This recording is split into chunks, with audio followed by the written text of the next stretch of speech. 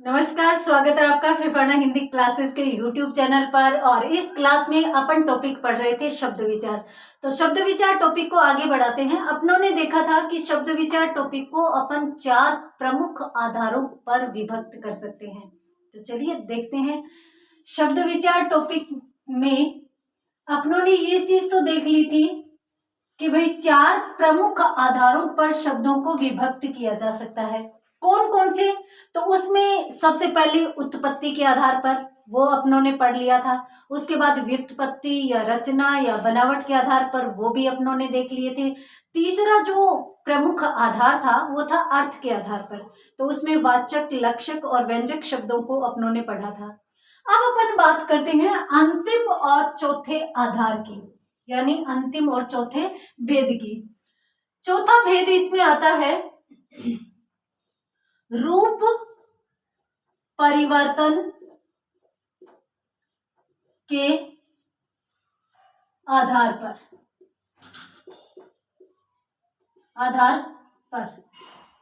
अब यहां पर एक चीज समझिए आप।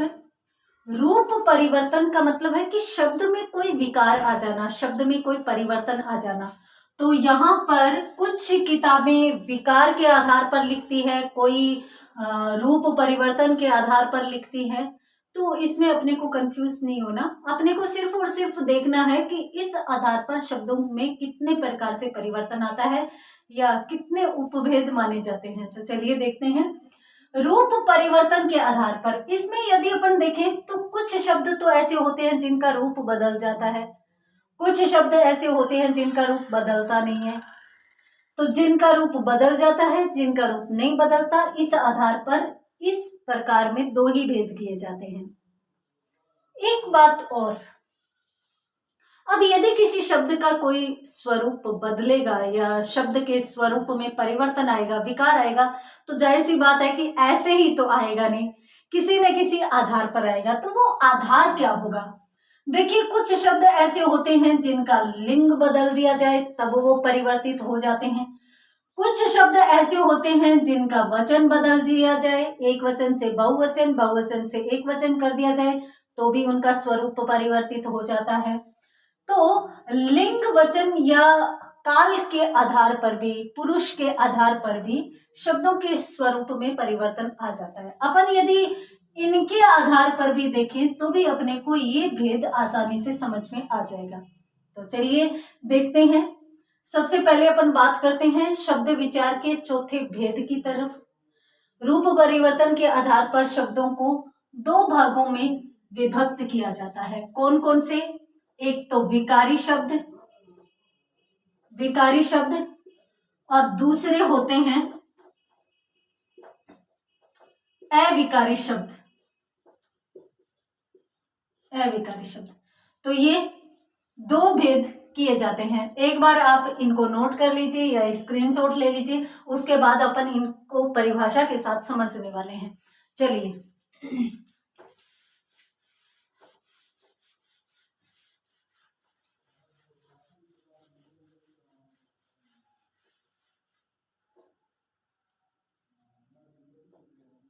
पहला भेद, विकारी शब्द। मैंने आपको बताया कि भाई लिंग, वचन या पुरुष के आधार पर यदि कोई शब्द बदल जाता है तो वो विकारी कहलाएगा, यदि कोई शब्द नहीं बदलता वो अविकारी कहलाएगा। तो इसको अपन परिभाषित किस प्रकार से कर सकते हैं? ऐसे शब्द जिनका स्वरूप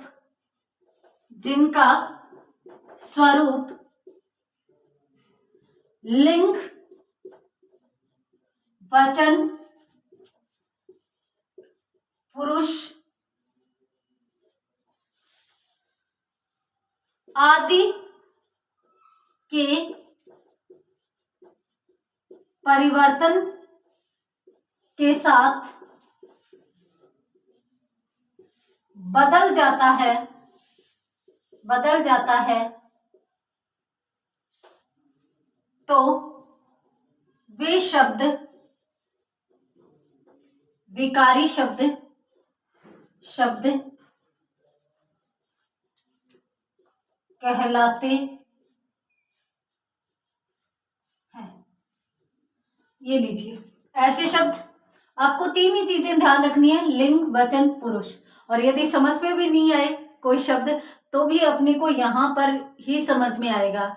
मान लीजिए एग्जाम में कोई भी शब्द आ गया कि ये विकारी है या अविकारी है, तो आप उस शब्द का लिंग बदल दीजिए, या वचन बदल दीजिए, या पुरुष बदल दीजिए। जैसे ही इन तीनों चीजों में परिवर्तन करेंगे, उसमें कोई परिवर्तन आ रहा है तो विकारी, नहीं आ रहा तो अविकारी। तो अपने को सामान्यतः ये तीन ही चीजें ध्यान में रखनी है, लिंग, वचन, पुरुष। यदि किसी शब्द को जानना है विकारी है या अविकारी, इनको बदलो, इनके साथ वो शब्द बदल रहा है, विकारी, नहीं बदल रहा, अविकारी। जल्दी से स्क्रीनशॉट लीजिए, उसके बाद अपन कुछ उदाहरण भी इसमें देख लेते हैं। देखिए,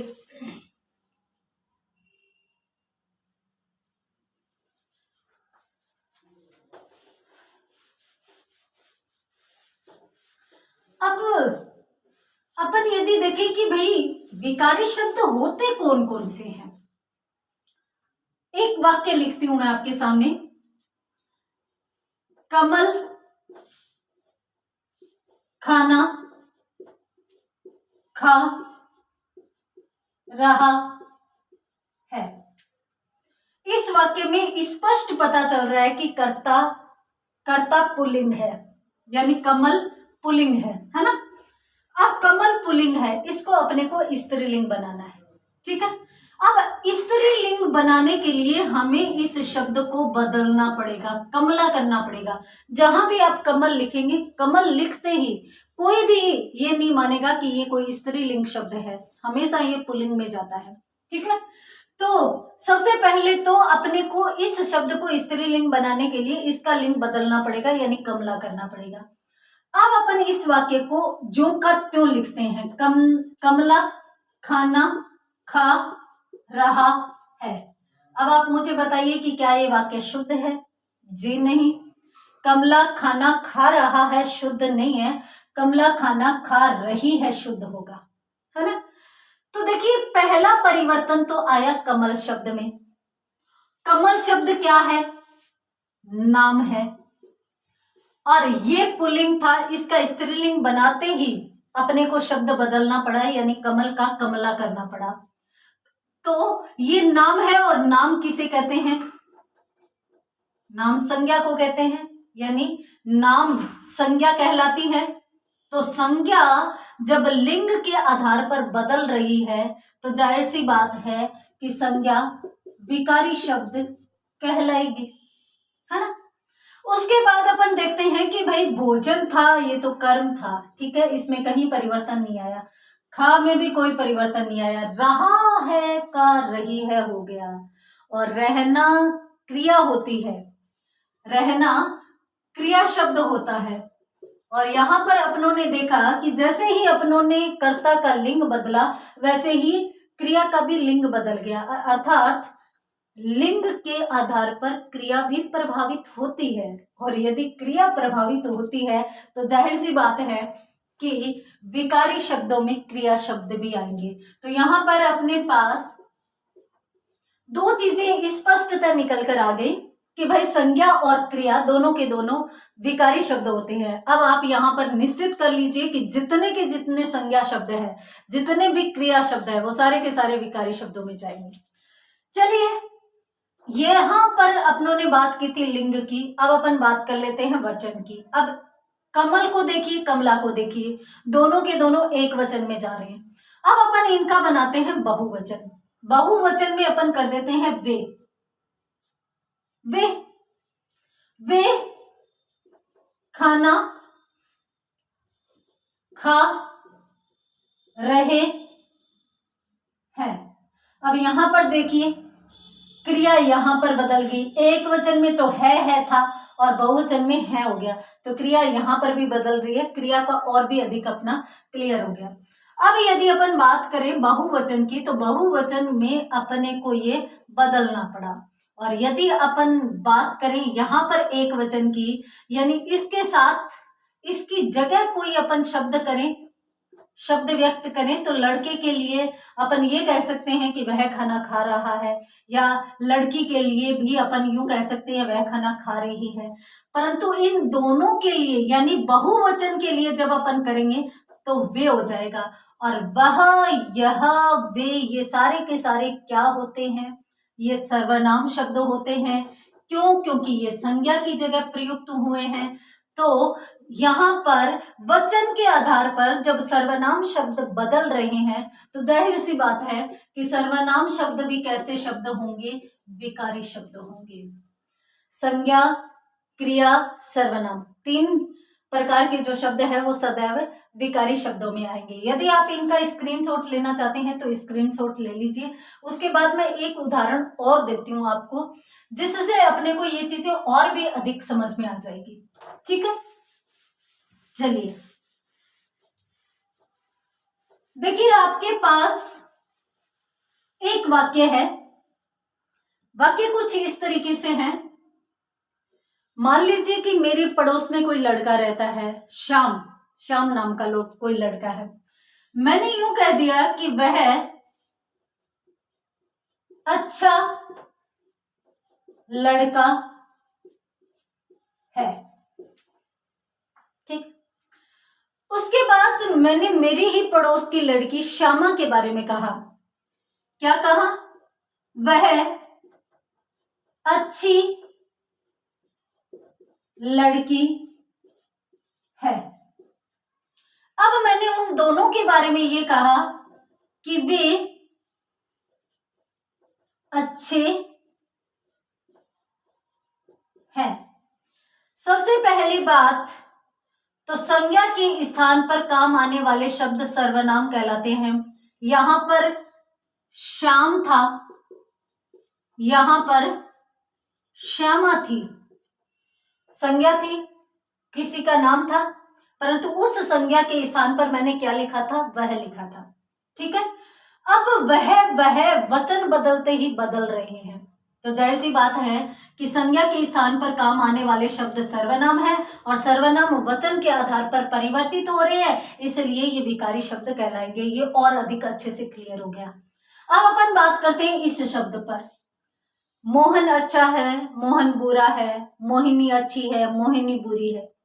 यानी अच्छा, बुरा, छोटा, बड़ा, ये सारे के सारे शब्द विशेषता बतलाने वाले हैं और विशेषता बतलाने वाले शब्द व्याकरणिक श्रेणी में या व्याकरणिक भाषा में विशेषण कहलाते हैं। विशेषता बतलाने वाले शब्द विशेषण कहलाते हैं। तो यहां पर देखिए, यहां पर पुल्लिंग के लिए अच्छा आया, स्त्रीलिंग के लिए अच्छी आया, और जब दोनों एक वचन में थे तब भी बदल रहे थे, और जैसे इनका बहुवचन किया तो अच्छे हो गया।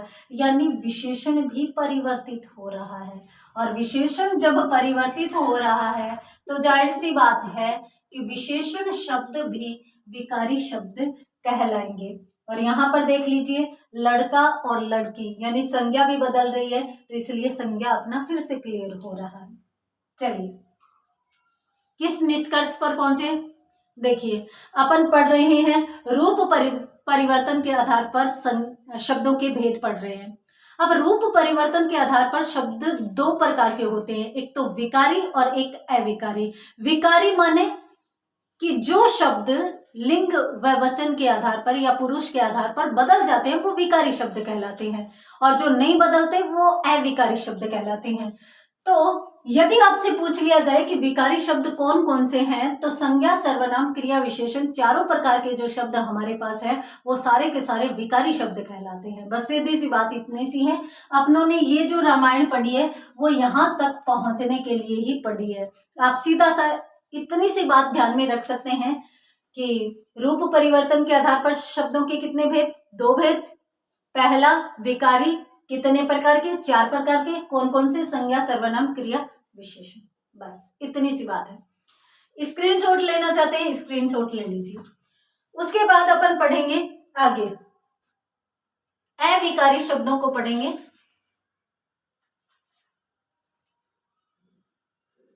चलिए, उम्मीद करती हूं कि विकारी शब्द आपको समझ में आ चुके होंगे।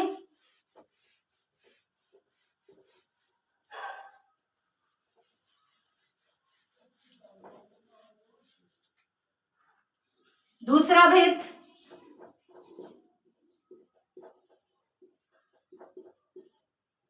अविकारी शब्द। अब ज्यादा समस्या नहीं आएगी, सीधी सी परिभाषा देखते हैं अपन। जो शब्द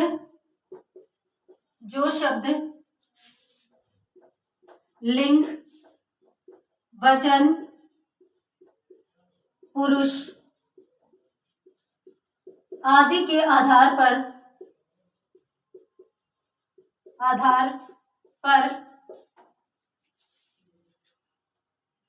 अपना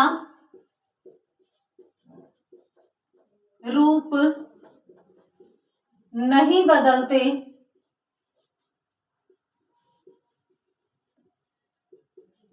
अविकारी शब्द कहलाते हैं।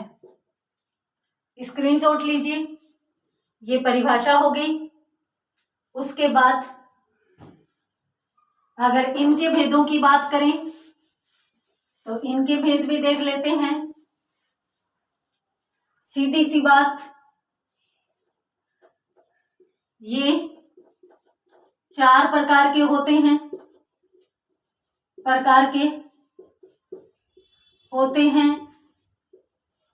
कौन कौन से? सबसे पहली बात यदि अपन करें तो क्रिया विशेषण शब्द। इनको अपन और भी अच्छे से पढ़ेंगे क्योंकि सेकंड ग्रेड के सिलेबस में ये सारे के सारे शब्द जो है वो सिलेबस में विशेष टॉपिक के रूप में रहते हैं। तो क्रिया विशेषण अविकारी शब्द हो जाएगा।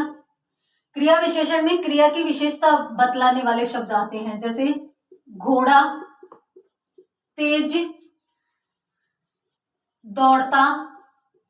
दौड़ता है। अब ये वाक्य है। अब इसमें एक शब्द तेज ऐसा है जो किसी का भी लिंग बदल दो, वचन बदल दो, कहीं भी परिवर्तित नहीं होगा। जैसे देख लीजिए आप, घोड़ा तेज दौड़ता है, घोड़ी तेज दौड़ती है, घोड़े तेज दौड़ते हैं। अब संज्ञा बदल रही है, क्रिया बदल रही है, परंतु तेज वैसा का वैसा रहता है, अपरिवर्तित रहता है, इसलिए तेज शब्द इसमें अविकारी शब्द माना जाएगा। दूसरे भेद की यदि अपन बात करें तो देखिए, संबंध बोधक अविकारी शब्द, संबंध बताने वाले। अब संबंध में कारक चिन्ह आ जाएंगे का, के, की। जैसे मान लीजिए कि एक वाक्य है, मेरे घर के आगे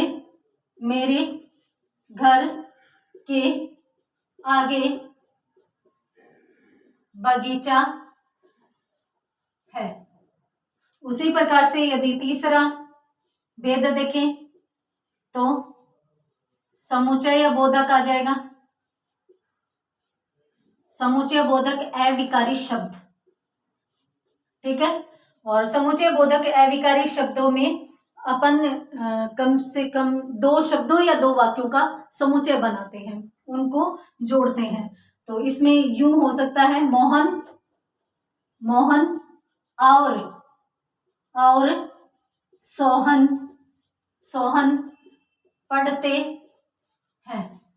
अब ये वाक्य है तो इसमें मोहन और सोहन, अब यहाँ पर गीता सीता कर दो, ये वे कर दो, कुछ भी कर दो, परंतु और अपरिवर्तित रहेगा तो ये भी अविकारी शब्द कहलाएगा। 3 भेद तो अपनों ने देख लिया।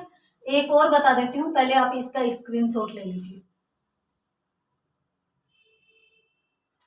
अब देखिए, क्रिया विशेषण, संबंध बोधक, समुच्चय बोधक, और चौथा भेद है जो आप बहुत अच्छे से जानते हैं, समझते हैं, और सामान्यतः जिसके बारे में ज्यादा पढ़ना भी नहीं पड़ता। क्यों? क्योंकि वो बहुत ही आसान है और अलग से प्रतीत होता है। तो ये होता है विस्मयादि बोधक अविकारी शब्द। अब ये जो विस्मयादि बोधक अविकारी शब्द होते हैं, हम मैच जीत गए, यानी अत्यधिक हर्ष, अत्यधिक शोक, या फिर किसी की मंगल कामना, किसी को आशीर्वाद देने की, जो भी भाव प्रकट किए जाए, वहां पर हमेशा ही विस्मयादि बोधक चिन्ह देकर वाक्य लिखा जाएगा और वे सारे के सारे वाक्य या सारे के सारे शब्द अविकारी शब्दों में जाएंगे। देखिए इस प्रकार से तरीका होता है। आहा, अब इसमें विस्मयादिबोधक चिन्ह होता है, ये लगभग ये आता है, कभी कभार साइलेंट भी रह जाता है, परंतु अपने को ये ध्यान रखना है कि अत्यधिक हर्ष एवं अत्यधिक शोक की स्थिति जहां पर आ रही हो वहां पर विस्मय ही होता है।